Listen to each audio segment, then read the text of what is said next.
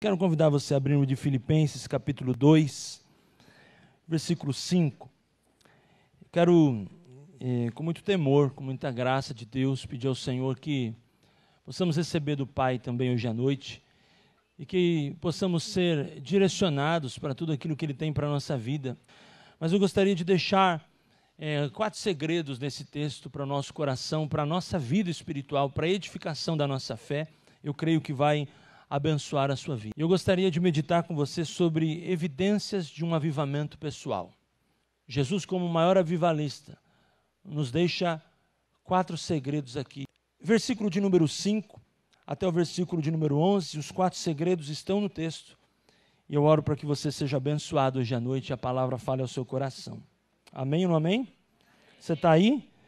Mantenha a sua Bíblia aberta, o seu celular com o aplicativo da Bíblia aberta, para que você possa acompanhar o que eu estou lendo e não fique aquilo que eu estou falando, mas aquilo que está escrito. De sorte que haja em vós o mesmo sentimento que houve também em Cristo Jesus, que sendo em forma de Deus, não teve por usurpação ser igual a Deus, mas aniquilou-se a si mesmo, tomando em forma de servo, fazendo semelhança aos homens, e achado na forma de homem, humilhou-se a si mesmo, sendo obediente até a morte e morte de cruz. Pelo que também Deus o exaltou soberanamente e lhe deu um nome que é sobre todo nome, para que ao nome de Jesus se dobre todo o joelho dos que estão nos céus e na terra e debaixo da terra. E toda língua confesse que Jesus Cristo é o Senhor, para a glória de Deus Pai. Diga amém. Vamos ao versículo 5. De sorte que haja em vós o mesmo sentimento que houve também em Cristo Jesus. Evidências de um avivamento pessoal. Em primeiro lugar, sentimentos tratados. A Bíblia aqui nos manda ter o mesmo sentimento. A Bíblia não diz que nós temos que ter outro, nem além, nem aquém, mas diz que nós temos que ter o mesmo sentimento. E quando você vai olhar para a personalidade de Jesus, qual era o sentimento que Jesus tinha? Como Jesus tratava as pessoas, como Jesus entendia as pessoas, como Jesus ouvia os fariseus, os saduceus, os publicanos que falavam mal dele, como isso entrava no seu coração, como ele reagia às ofensas, como ele reagia quando alguma coisa não saía como ele esperava, como ele se administrava no meio de crises, no meio de luta, como ele sofria, como ele passou pelo Getsêmani, como ele passou pelo Gólgota, coisas que nós precisamos considerar para a nossa vida cristã. O mesmo sentimento que houve também em Cristo, então eu preciso conhecer como Cristo sentiu para mim poder entender que é um mandamento que eu também possa sentir assim. E eu vejo, irmãos, que nós precisamos entender que como igreja, o avivamento virá quando os nossos sentimentos estiverem alinhados à palavra de Deus. Enquanto nós quisermos um avivamento para o nosso benefício, Deus não vai dar, porque Deus não habita no reino do egoísmo. Enquanto nós quisermos um avivamento para o meu engrandecer, Deus não vai dar. Enquanto eu quiser um avivamento para discutir com a minha família teologia, para mostrar que eu sei mais que a minha família, Deus não vai dar. Enquanto eu quiser um avivamento para tentar mostrar para os outros que eu sou mais espiritual, que eu oro mais, que eu tenho mais de Deus, que eu sou melhor que os meus amigos de escola, que os meus amigos de faculdade, que eu sou melhor porque eu passei um final de semana envolvido e vocês estiveram lá nas baladas, então eu sou superior ao pessoal da minha classe. Deus não vai dar, isso não é avivamento. O avivamento é ter de vós o mesmo sentimento que houve em Jesus. O Senhor Jesus mesmo falou que quando você visita alguém que está preso, quando você dá comida para alguém que tem fome, quando você veste alguém que está nu, você está fazendo como para ele. Ou seja, o sentimento de Jesus é um sentimento de se colocar no lugar de alguém e tentar entender como essa pessoa sente, para que eu possa respeitar o mundo dessa pessoa. Sentimentos tratados.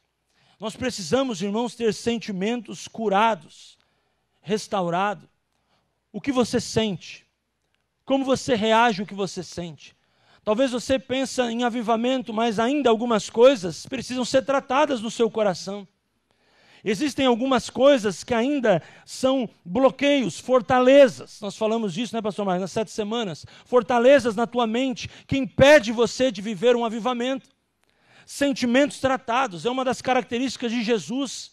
Jesus, ele veio, nós entendemos aqui como, nós entendemos para quem ele veio, mas nós entendemos que o apóstolo Paulo está nos dando uma orientação. Tende em vós o mesmo sentimento que houve também em Cristo Jesus. Então, peraí, se eu quero viver em meu benefício, se eu quero viver fazendo contenda, se eu fico falando mal dos outros para me promover, se eu uso os outros como escada para mim me promover, para mim estar melhor, se eu quero limpar minha barra, se eu quero fazer coisas que não agradam a Deus, eu não tenho o sentimento que está em Jesus. Eu preciso sentir como Jesus sentiu. Jesus era a verdade. Jesus falava a verdade. No reino do avivamento não cabe mentira. Se você tem uma vida de mentira, você não está pronto para ter um avivamento. O avivamento ele vai ser derramado na tua vida, não é para consertar. Quem conserta é a palavra. O avivamento ele vem para selar aquilo que você já tem. Ah, eu quero um avivamento porque eu estou mentindo muito, pastor. Eu preciso parar de mentir. Primeiro você para de mentir, você transforma a tua vida, você fecha o teu coração para aquilo que Deus tem, deixa tratar, depois Deus derrama o avivamento. Deus não vai dar aquilo que você não pode suportar. Não é, avivamento não é para competir, não é para dizer, peraí, agora eu estou mais empoderado. Não é para ver divisão na igreja. Peraí, eu fui no congresso, aquele irmão não foi, então agora eu estou mais espiritual que ele, eu estou com mais autoridade, agora eu sou melhor que ele, agora eu vou fazer mais agora, porque eu recebi a unção está sobre a minha vida. Pelo contrário, nós que estamos nesse congresso, temos que ter o mesmo sentimento que houve em Jesus. A compaixão pelos que não vieram, a compaixão pelos que estão fora, a compaixão pelos que estão afastados, sentimentos tratados. Deus só pode levantar, irmãos, e engrandecer aquele que está alinhado. Deus não vai fazer uma coisa para o benefício de uma igreja. Se você for olhar as igrejas da Ásia, eram as igrejas da cidade. Não é assim? O que era Esmirna? Esmirna não era uma denominação, Esmirna era uma cidade. O que era Éfeso? Era uma cidade. O que era Laodiceia? Uma cidade. O que era Filadélfia? Uma cidade. O que era Sardes? Uma cidade. Eu vejo que Deus não vai contemplar uma igreja local, Deus vai contemplar um povo que se chama pelo seu nome. Eu entendo isso. Por isso que esse povo, que são esses filhos, precisam ter sentimentos tratados. Irmãos, igreja não é lugar de competir. Igreja não é lugar de vaidade. Igreja não é lugar de egoísmo.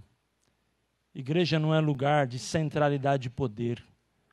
A igreja é lugar da centralidade de Cristo. Por isso Paulo fala, tende em vós o mesmo sentimento que houve em Jesus. E uma coisa que a gente aprende aqui na Luz é que se está escrito é possível. Porque se não fosse possível, não estaria escrito. Nós precisamos alinhar, irmãos, nessa noite, o nosso sentimento e pedir para que o Espírito Santo venha curar o nosso sentimento, para que estejamos prontos para aquilo que Ele vai fazer a partir de agora em nossa vida. Você pode dizer amém por isso? Avivamento, eu achei interessante que o apóstolo falou de manhã do aviva. Eu estava pensando que avivamento, ele me faz lembrar, eu estava pensando hoje à tarde, de força. Acho que desde sempre que eu ouvi a palavra avivamento, ela dentro de mim, ela tem um sinônimo de força. E eu tenho certeza que todos nós que estamos nessa noite, nesses dias, estamos saindo aqui com uma força tremenda de Deus. Você crê nisso? Porque avivamento é força, porque o avivamento te dá ousadia. Como foi falado ontem pelo pastor Felipe, o avivamento é algo poderoso, ele é algo forte da parte de Deus. Mas eu estava notando algo hoje à tarde. Força sem direcionamento é esforço perdido. Por isso que é muito importante a palavra de hoje de manhã e a palavra de hoje à noite. Porque é uma palavra de te encorajar, de empoderamento, mas é uma palavra de direcionamento. Lembra disso?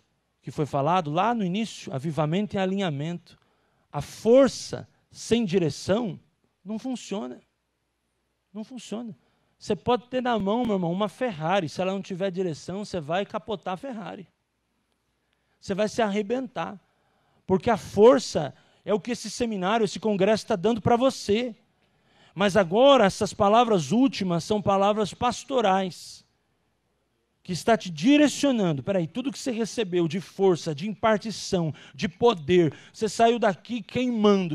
Você não sabe como vai ser sua segunda-feira. Você queria estar aqui amanhã. Poxa, esse feriado já acabou. Não vai ter congresso amanhã, pastor Arthur? Não vai ter, pastor Arthur, amanhã um congresso? Amanhã o congresso não continua? Não, porque nós estamos te direcionando a ser um luzeiro lá fora. A força que você está recebendo, agora nesta manhã e esta noite, nós como pastores estamos direcionando você para um projeto grande lá fora, para aquilo que Deus vai fazer lá fora, na escola, na universidade, na empresa, nos negócios, nos home offices, nas videoconferências, nos relacionamentos, na academia, no mercado, na farmácia, onde você for.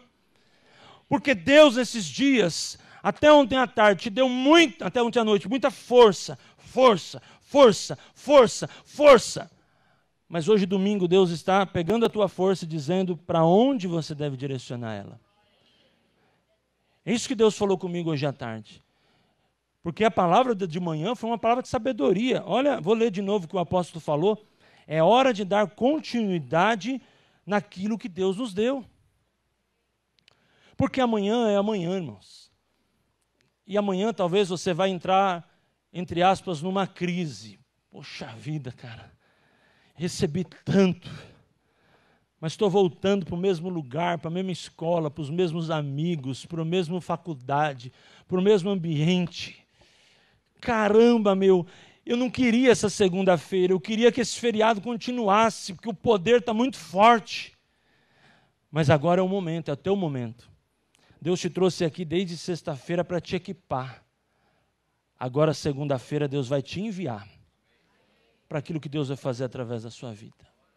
É lá que você vai dar o resultado do que você recebeu aqui. Você pode dizer amém por isso?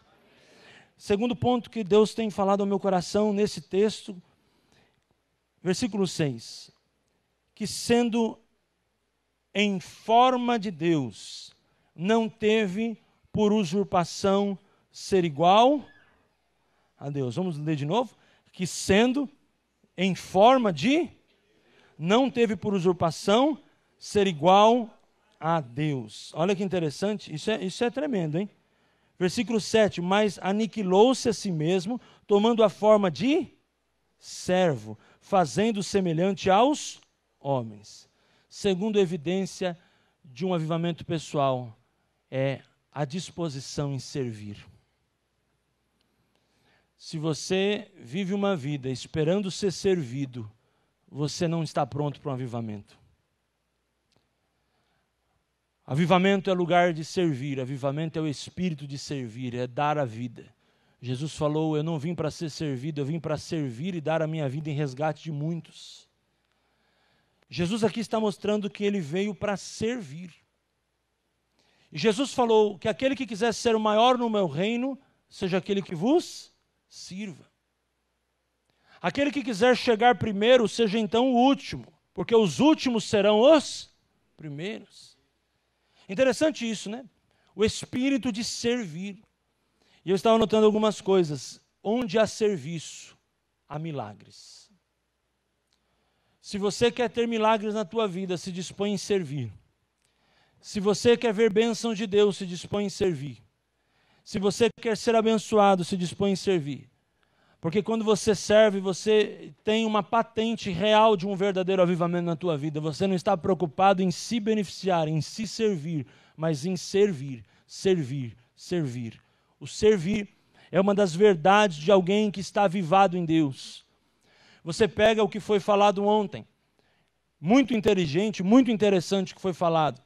Que o avivamento ele gera um impacto social. Pensa comigo, esse impacto social é o fruto de alguém avivado que vai servir a comunidade onde ele está, vai servir o povo onde ele está, vai servir o bairro onde ele mora, vai servir o condomínio onde ele mora, vai servir os amigos, vai servir as pessoas. Então, o avivamento não é algo apenas para o âmbito espiritual, mas também para o âmbito material. O avivamento ele vai entrar de uma forma na minha vida e na tua vida que vai nos dar oportunidades e o dom de servir as pessoas que estão ao nosso redor, de detectar as necessidades sociais e poder supri-las, de poder entender a dor de alguém e poder ajudá-la, de poder entender como Jesus veio para servir, E ele não falou, peraí, eu sou igual a Deus, eu tenho a forma de Deus. Ele disse assim, pelo contrário, eu venho aqui para me humilhar, eu abri mão daquilo quem eu sou, daquilo que a glória que o Pai me deste, e vim em forma de homem. Então aqui não está falando do divino, mas está falando do humano. E Jesus humano é o Jesus que serve, Jesus que se dispõe, é o Jesus que trabalha, é o Jesus que arregaça a manga em favor do perdido. Por isso que ele diz assim, vocês visitando alguém que está preso, vocês estão fazendo para mim.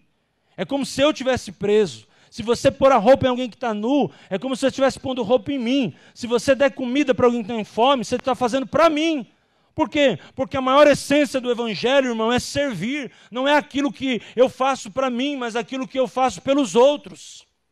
Quando você ouve as técnicas dos coachings, as técnicas empresariais, como o pastor Josué falou, outras técnicas, ela ensina você a viver em torno do seu resultado. Agora, quando você vai para a Bíblia, você vai viver em favor do resultado do outro. O que o outro vai ser transformado, o que vai acontecer com o outro. Por quê? Porque eu creio no mundo espiritual, que quando eu fizer pelo outro, Deus vai fazer por mim. Isso é servir. Servir não é esperar algo em troca, não é a recompensa humana, mas entender que todo serviço é um ato de adoração a Deus.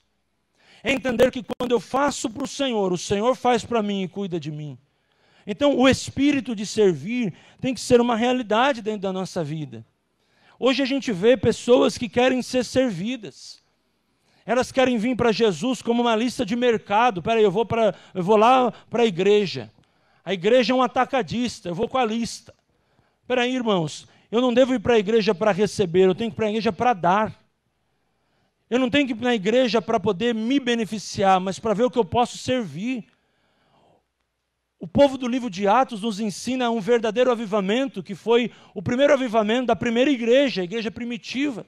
O que eles faziam? Eles se moviam, eles serviam, eles tinham tudo em comum, eles estavam perto, eles se moviam. Peraí, há uma necessidade, vamos servir. Alguém não pode, vamos semear. Como o apóstolo fazia os acampamentos com a dona Ofélia, a tia Ofélia, na igreja lá metodista que nós viemos, quem não pode ir para o acampamento, vai no acampamento, porque nós vamos se organizar e você vai ter condições de ir. O espírito de servir tem que estar dentro de nós. Nós não podemos ser um povo, irmãos, que espera só receber. Pelo contrário, nós não somos Mar Morto. Nós somos Rio Jordão. Nós somos fonte, nós somos lugar de dar, nós temos o espírito de dar, nós temos o espírito de contribuir, nós temos o espírito de transformar. O impacto social não vai vir da prefeitura, vai vir da igreja, eu e você, a manifestação dos filhos de Deus. Por muito tempo a igreja foi para os governos, para as prefeituras, para os lugares pedir. Prefeito, eu preciso falar com você.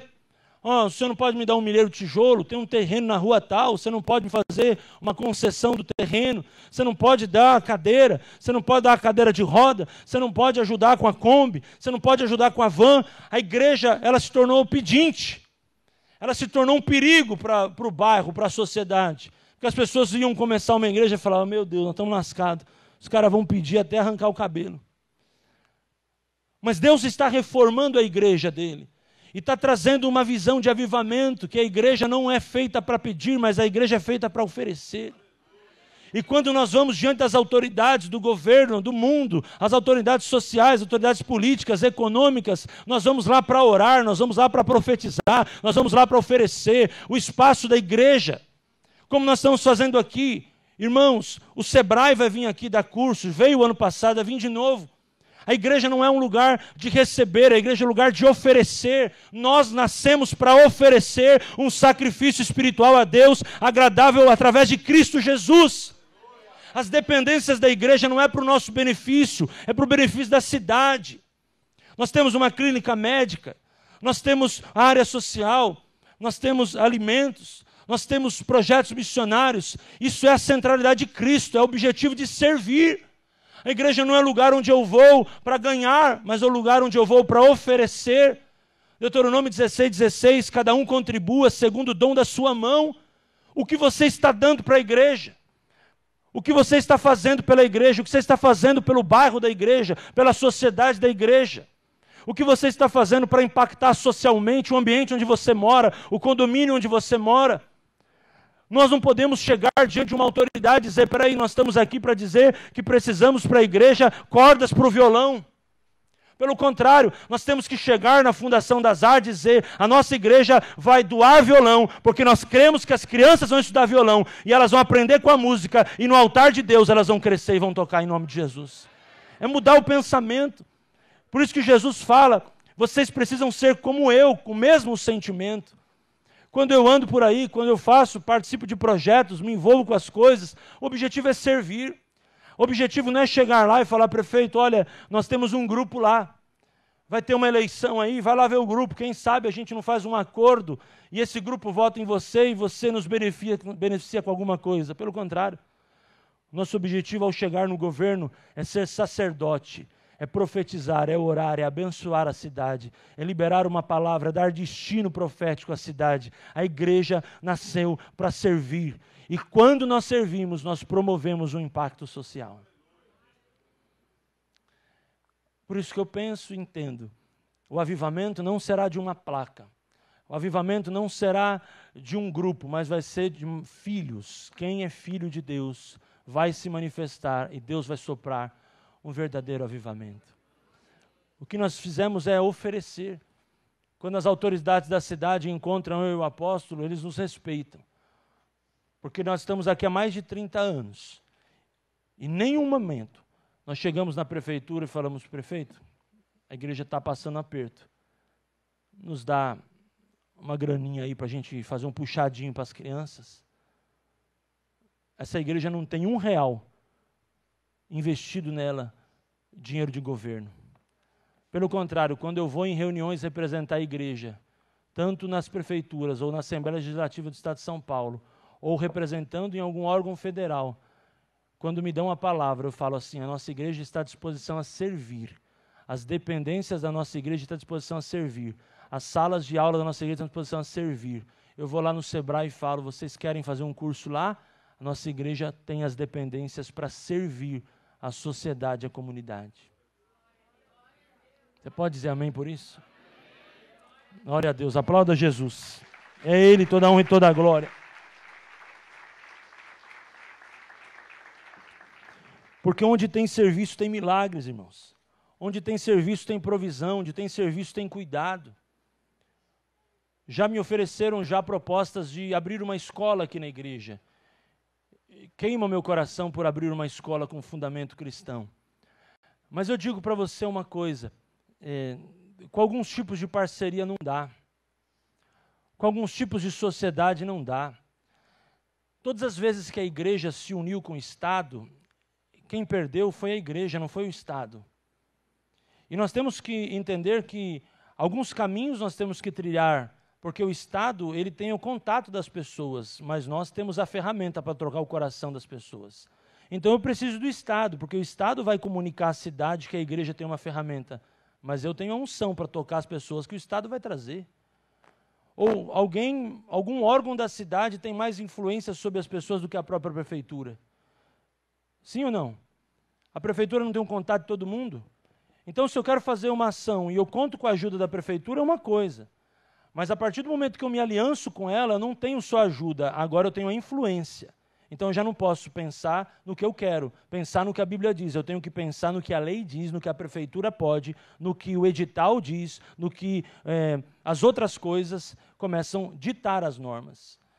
Então, quando eu penso em abrir uma escola, eu falo, Senhor, se for do Senhor, o Senhor vai levantar uma equipe para nós abrirmos uma escola. E essa escola vai vir, Deus vai dar o recurso. Mas agora, abrir uma escola onde o governo vai bater nas minhas costas, vai falar, você vai ensinar isso? Você vai ensinar aquilo? Vai ter que ser assim? Vai ter que ser assado? As psicólogas, elas não vão ser do jeito que vocês querem, vai ter que ser assim, os terapeutas vão ter que ser assim, os pedagogos vão ser assim, a ideologia do gênero você vai ensinar assim? Aí eu não quero. Para ser mais uma escola da sociedade, tem um monte aí. Então eu entendo que Deus tem nos dado visão e projetos, e esse avivamento, ele não vai ficar só nas paredes da igreja.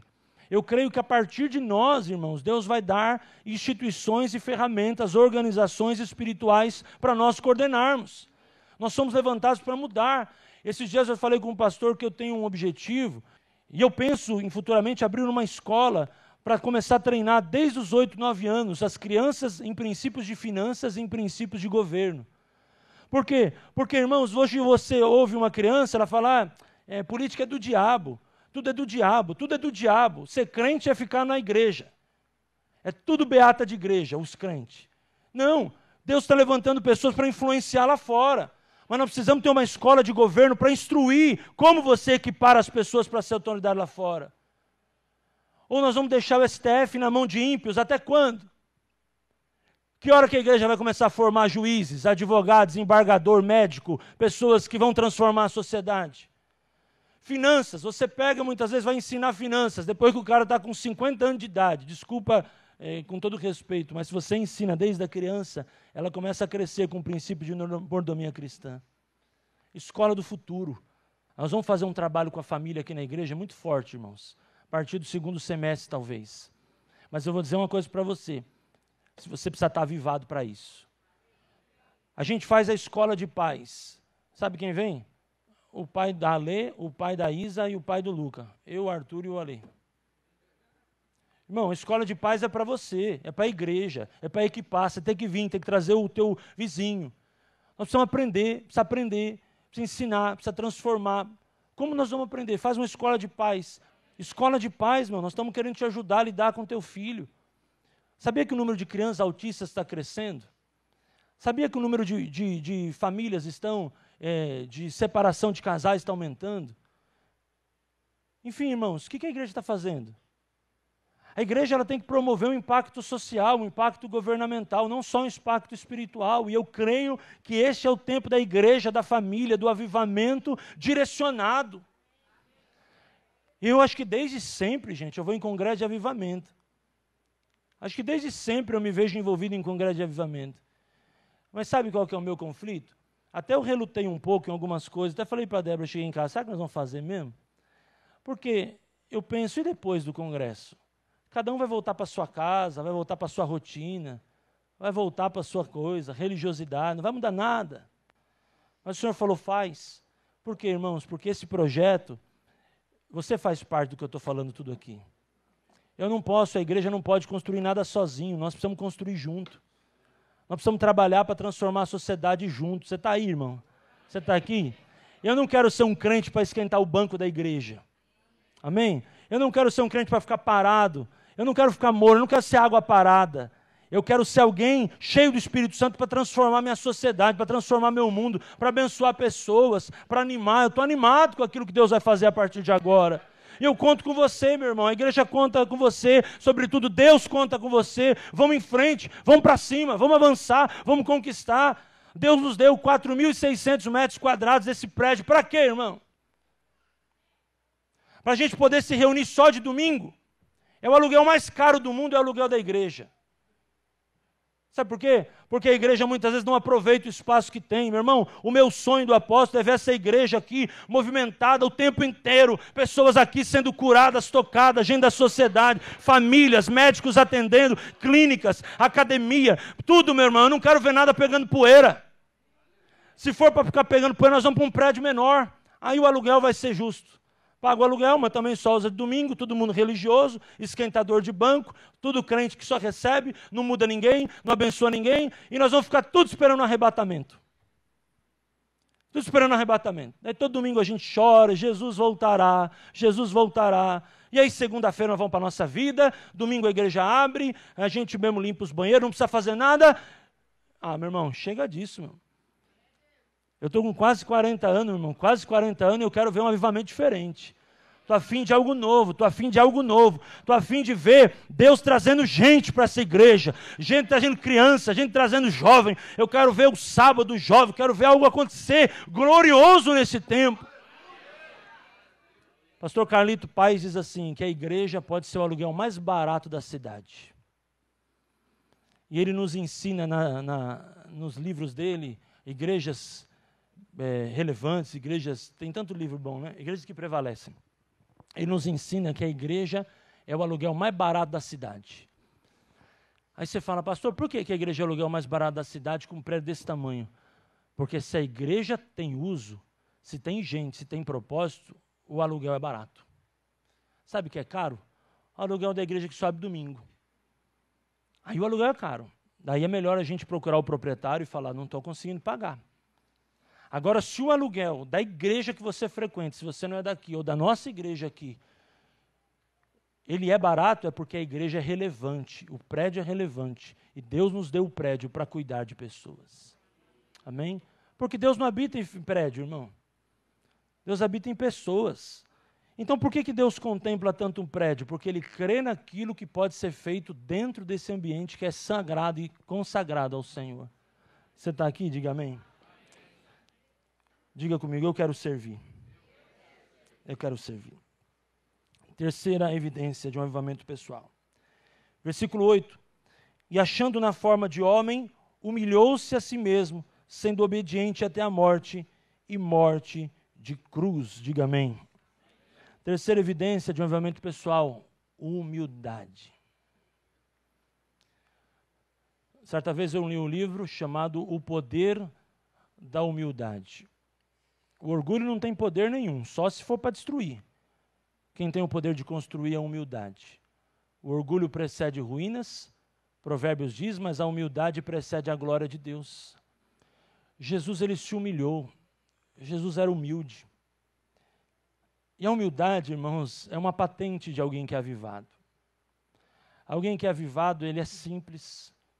Alguém que é avivado, ele entende, ele olha no olho, ele compreende, ele não se coloca superior a ninguém.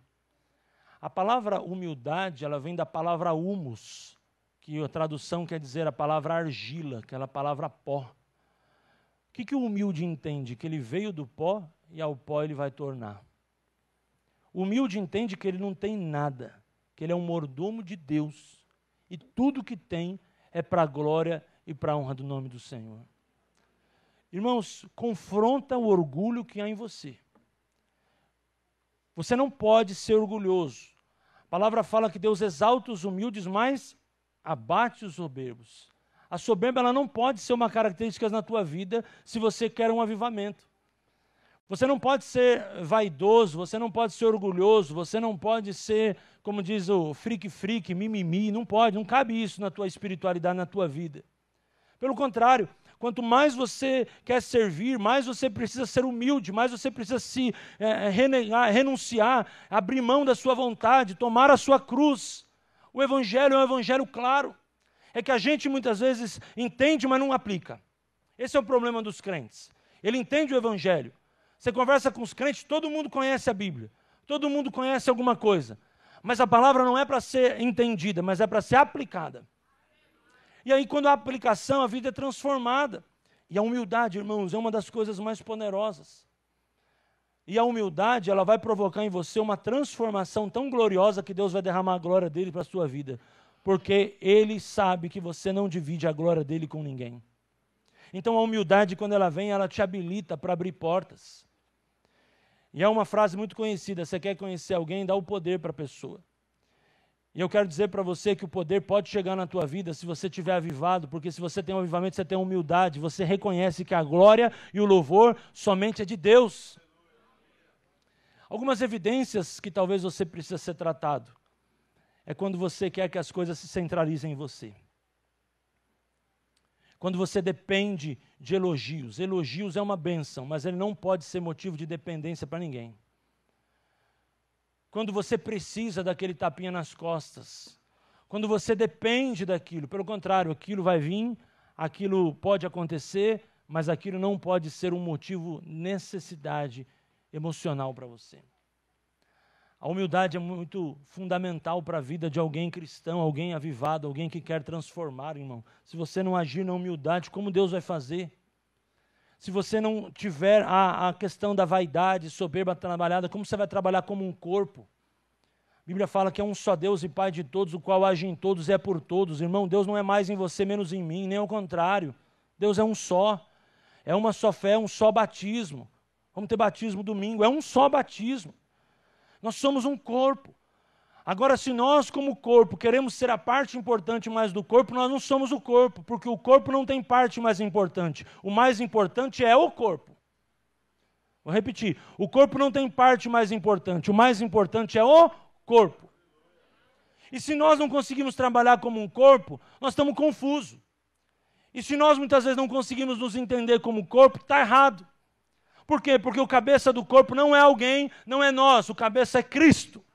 Nós somos o corpo e nós nos movemos pelo cabeça. E o cabeça é saudável. E se a cabeça é saudável, o corpo é saudável. Eu e você temos a saúde de Deus para prosperar e ser abençoado. A dependência do Espírito. Então não há motivo para orgulho. Não cabe o orgulho no caráter cristão. A consciência cristã é entender que nós não temos nada. E junto com o orgulhoso, você sabe que existe o falso humilde, né? E o falso humilde é mais perigoso que o orgulhoso, porque o orgulhoso ele já mostra logo suas presas. O falso humilde ele é muito sutil. Mas se você também corre esse risco ou tem vivido essa falsa humildade, deixa Jesus tocar você hoje à noite. Deixa o Espírito Santo te tocar, te batizar, porque nada é nosso, tudo é para o Senhor, para a honra e glória do nome do nosso Deus. Ferramentas Deus está te dando hoje à noite. Você está aqui? Está feliz? Diga amém. Cuidado com orgulho, irmão. Tem gente que se acha muito bom para ser verdade. Tem gente que é o crente sol. O mundo gira em torno dele. É o egocêntrico. Tudo tem que acontecer do jeito dele, do jeito dela. Ele é adulto, mas ele continua sendo mimado. Ele é adulto, mas continua sendo birrento. Ele é adulto, ele só aumentou, só cresceu barba, mas não amadureceu nada. Ele aumentou, ele cresceu, ele casou, ele tem filho, mas isso não demonstra maturidade. Muitas vezes no jovem da igreja você vê mais maturidade do que muitas vezes num pai de família, Zé Mané, soberbo, orgulhoso, que não consegue se conectar com Deus. Humildade não está relacionada à idade. Humildade está relacionada ao estado de Deus na sua vida. Quanto mais você tem de Deus, mais você reconhece que menos você tem de você. João Batista diz: convém que ele cresça e eu diminua. Por isso que Jesus diz assim, olha ainda no versículo 8, e já vamos para a nossa última lição. Ele diz assim: ele humilhou e obedeceu até a morte, e morte de cruz. Aquele que é humilde, ele está disposto a obedecer até onde precisa. Ele não vai obedecer até a página tal, ele vai obedecer até o final. Hoje a gente vê que tem pessoas que querem a doutrina de Deus, em partes. As promessas de Deus todo mundo quer. Promessa de Deus, vitória, bênção, portas abertas, todo mundo quer, levanta a mão e recebe.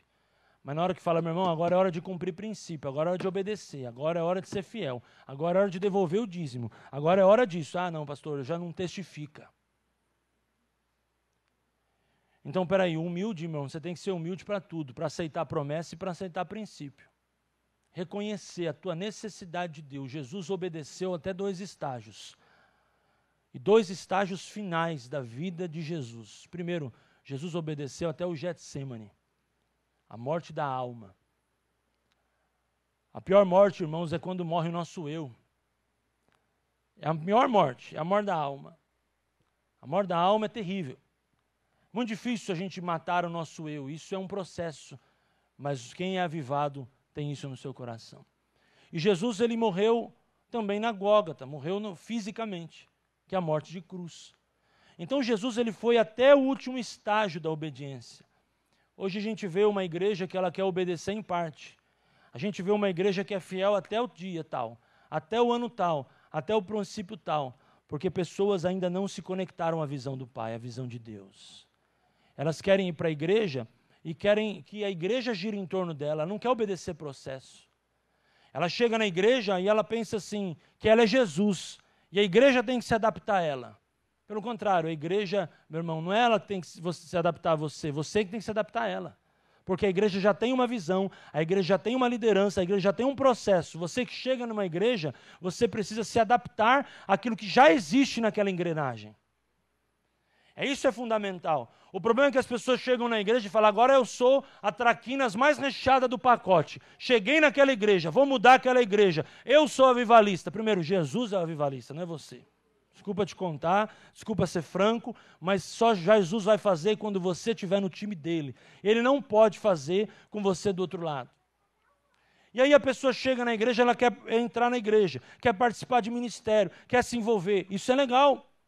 Mas espera aí, irmão, tudo tem princípio, tudo tem fundamento, tudo tem etapas. Hoje ainda a gente é mais flexível. Tinha uma época que a gente só poderia participar de ministério se a gente fizesse seminário.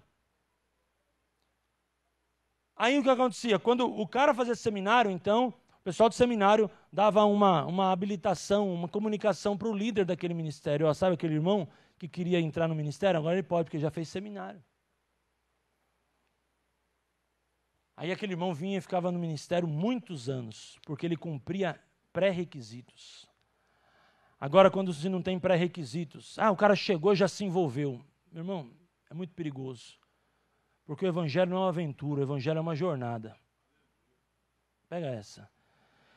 Aí a pessoa não cumpre princípio, não cumpre pré-requisito, ela já chega, ela já quer se envolver, mas espera aí, meu irmão, a igreja tem uma fila, a igreja tem uma ordem, a igreja está no esquema, a igreja tem um processo, a igreja não pode fazer porque você acha ou eu acho que tem que fazer, nós estamos num caminho.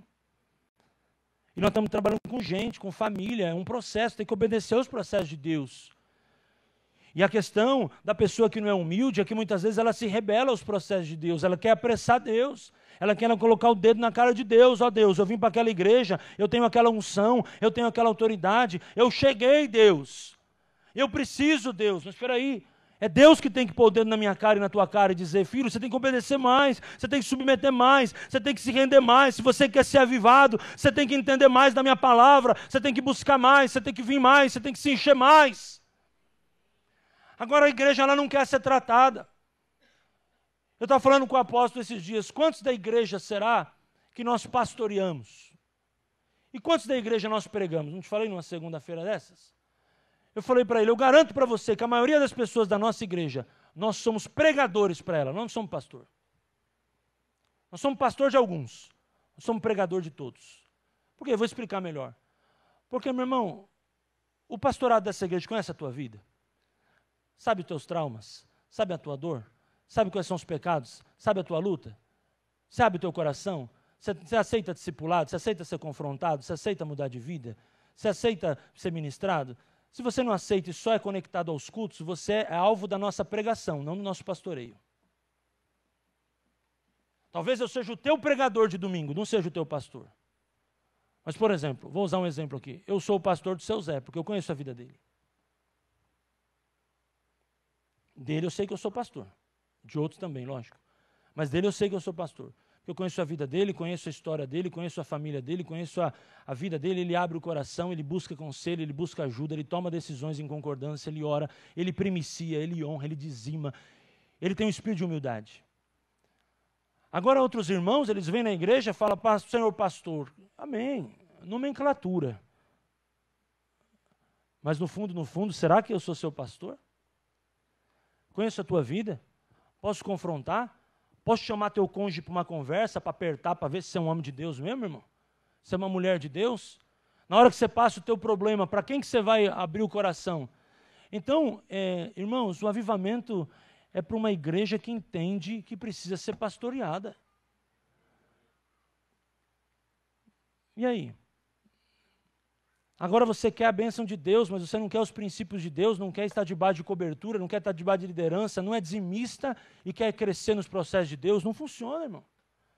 O reino de Deus é um reino de fundamento, avivamento não é barulho, avivamento é consistência. Avivamento é pautado na palavra, humildade. Eu preciso de cobertura, eu preciso de direção, eu preciso de pastoreio, eu preciso de destino, eu preciso de ensino, eu preciso de escola, eu preciso aprender. Eu venho para a escola de pais porque eu sou pai, mas eu preciso aprender mais. Agora a escola de pai, o pai fala, eu já sei, estou vendo que você já sabe. Teu filho vem para o ministério infantil, nem o tênis amarrado ele está. Estou vendo, você sabe tudo mesmo, você é um cara espetacular. Estou admirado com a tua paternidade. Acaba o culto, você larga o teu filho, esquece o teu filho lá, vai embora e volta para buscar o filho. Esqueci meu filho. Vem para o congresso, não traz nem um lanche para o menino comer no intervalo. Estou vendo, você é um paizão mesmo, hein? Zé Mané. Paizão mesmo. Traz o menino 4 horas para a igreja, nem para comprar uma batata frita para o menino. Peraí, meu irmão, você tem que agir mais, você tem que ser mais humilde, você tem que pensar no teu filho. Você precisa vir para a escola de pai.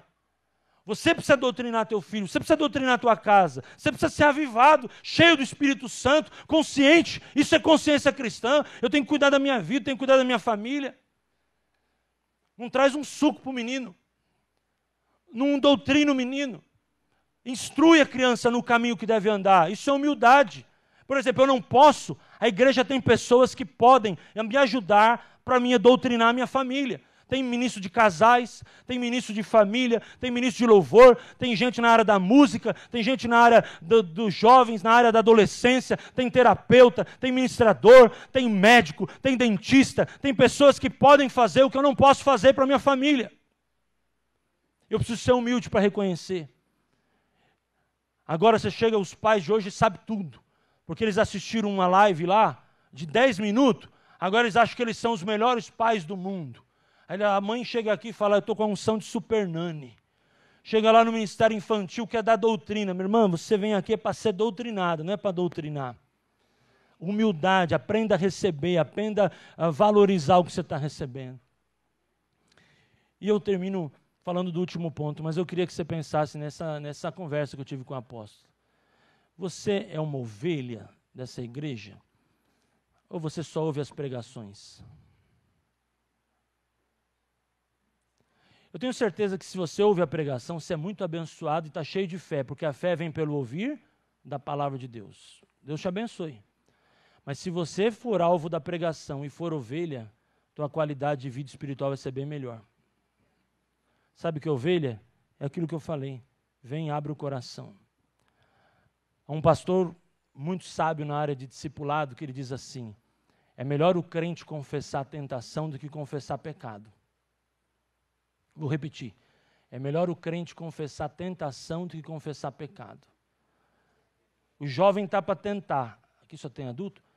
Aquele jovem ficou com uma vontade de se masturbar. O negócio pegou. Ele pega o telefone e liga. Pastor Alê, o fogo está pegando aqui no quarto. Não é avivamento não, mano. Ora por mim. Fogo estranho. Pastor Alê vai orar pelo cara. O cara vai desligar o telefone. Ele confessou a tentação, não confessou pecado. O cara não pecou. E ganhou discipulado, ganhou o poder de apacentar, o jovem foi tocado. Ah, pastor, mas se ele confessar pecado, Deus perdoa? É lógico que perdoa, mas se você confessa a tentação, você mostra a evidência de uma vida de santidade. A tentação chegou, apóstolo, estou aqui, apóstolo, chegou um negócio aqui que está pegando, apóstolo. Um cara querendo me oferecer um negócio, um dinheiro errado, e eu estou quebrado financeiramente. Se eu pegar esse dinheiro, eu vou pôr minha casa em ordem por 3 meses. Apóstolo, eu preciso correr, mas está difícil, ora por mim. Aí o apóstolo lá no telefone ou no áudio, irmão, fica firme aí, não pega o mensalinho não, irmão, não pega o dinheiro na cueca não, esse dinheiro não é para você, meu irmão, usa a tua cueca para outra coisa, ele vai te edificar. Aí você vai sair daquela conversa e falar, glória a Deus, estou forte, venci a tentação. Quem está preparado para um avivamento verdadeiro? Um avivamento moral, um avivamento espiritual, poderoso do Espírito Santo. E último verdade do avivamento é que diz aqui no versículo 9, pelo que também Deus o exaltou soberanamente. Ele deu um nome que está sobre todo nome, para que ao nome de Jesus se dobre todo o joelho, dos que estão na terra, debaixo da terra, e toda língua confesse que Jesus Cristo é o Senhor, para a glória de Deus Pai. Última evidência de um verdadeiro avivamento é rendição. Irmãos, se render ao Espírito Santo de Deus, se render a Jesus, eu me rendo.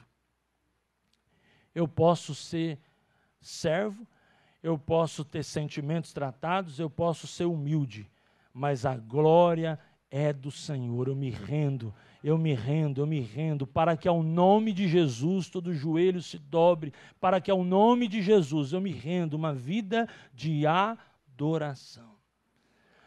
O avivamento e o avivalista, ele não quer a centralidade para ele sabe que ele vive, que ele se conecta, que ele é abençoado, mas que ele dá glória para Deus, ele adora, ele quer estar perto de Deus, ele quer estar perto de Deus, ele quer ouvir Deus, ele quer entender Deus. Em alguns momentos existem algumas coisas que querem vir para você e para mim, mas agora a gente tem que levar para Deus, é dar a glória, porque tudo vem de ti, volta para ti com ações de graça. O problema é que vem dele, mas a gente não quer que volta. Peraí, vem dele, mas deixa ficar um pouquinho comigo a glória, Deixa a vaidade ficar comigo, deixa eu ficar por um período com os elogios, deixa eu ficar na centralidade. Não, o adorador, ele por excelência, ele não quer nada para ele quer dar para o Espírito Santo, ele quer dar para Deus, ele quer devolver para o Senhor, ele quer que suba para o Pai a glória, porque ele é um adorador, ele é cheio do Espírito Santo, ele adora ao Senhor, ele vive para adorar ao Senhor. Ele anda no Espírito, ele não só caminha no Espírito, ele está todo dia no Espírito, onde ele vai abastecer o carro, ele está no Espírito, ele vive no Espírito, ele é avivado. E ele vai transformando os ambientes que ele vive, ele vai adorando, ele vai movimentando, ele vai fazendo algo. A vida dele é um tabernáculo para o Senhor. O problema de muitos crentes é que a espiritualidade deles é desenvolvida no final de semana. E parece que na segunda-feira tem um disjuntor na gente que a gente desliga. Espera aí, agora desliga o espiritual, liga o carnal. E agora eu preciso levar de segunda a sexta esse peso nas costas. Que vai ser pesado, que vai ser difícil. Essa semana está até mais leve, que tem feriado, né, irmão? Então vai mais leve. Aí chega no final de semana, espera aí, que agora eu preciso orar. Agora eu preciso mudar o rádio do meu carro. Eu preciso tirar esse Alexandre Pires. Eu preciso tirar a Anitta. Eu preciso tirar estou meio por fora, irmão. Estou falando só de gente velha. Só para contrariar. Raça Negra. Estou velho. Chitãozinho Chororó. Estou velho, estou liberto. Amém. Glória a Deus. Tem lá, João Paulo e Daniel. Oh, meu Deus. Eu preciso desligar essa encrenca. Agora eu preciso ligar a Morada, agora eu preciso ligar o Alexandre Vilas Boas, eu preciso pôr coisa boa, eu preciso crescer. Não é assim. Não é assim não, irmão. A minha vida é para a glória de Deus. O disjuntor tem que estar lá em cima, a energia tem que estar lá em cima. Eu sou templo do Espírito Santo 24 horas por dia. A minha vida é para o louvor, o meu carro é para o louvor, os meus bens é para o louvor, a minha vida é para o louvor, o meu trabalho é para o louvor, a minha essência é para o louvor, a minha casa é para o louvor, onde eu vivo, há um ambiente de louvor, de adoração, para a glória do Senhor. Deus seja louvado na sua vida. Aleluia! Glória a Deus! Aleluia! Existem cristãos 007, ninguém pode saber que eu sou cristão. Eu sou um agente secreto de Deus. E eu preciso ganhar. E ainda usa o texto de Paulo fora do contexto. Eu preciso fazer de louco para ganhar o louco. Não tem nada a ver. Daí porque entra meu chefe no carro e eu vou levar ele num lugar e eu tenho que pôr uma música para agradar meu chefe. Porque meu chefe, ele gosta de umas músicas lá, seculares, músicas não sei o quê. Mas espera aí, meu irmão. Você não vive para agradar, você vive para o louvor da glória de Deus. O avivamento vai mostrar para você que você não pode ter duas vidas, você tem que ter uma vida única, querido. Uma vida única, uma vida única. Você não pode ser um marido, uma semana, um marido na outra. Você não pode ser alguém de duplo sentido, de dupla personalidade. Você não pode ser alguém dentro da igreja e outro fora. Você não pode ser um cara bom para alguns e mal para a tua família. Adoração é isso, você viver para a glória de Deus, você se entregar.